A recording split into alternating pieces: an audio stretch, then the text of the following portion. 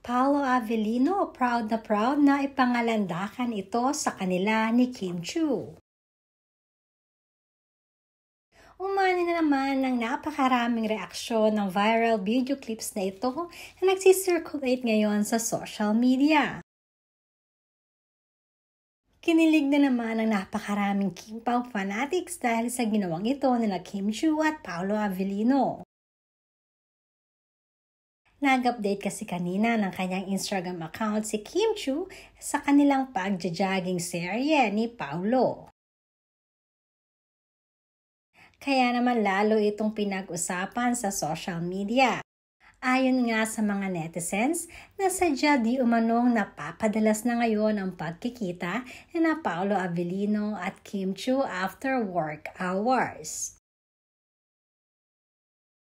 In fact ay walang ang pinipili ngayong araw si Paolo at gumagawa ito ng way para makasama at makita si Kim Chiu.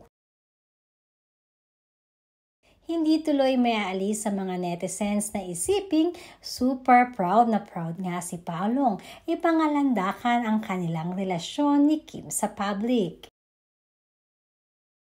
Bagamat tahimik lamang si Kim ay halata namang mas malalim na ang pinagsasamahan nila ngayon ni Paolo.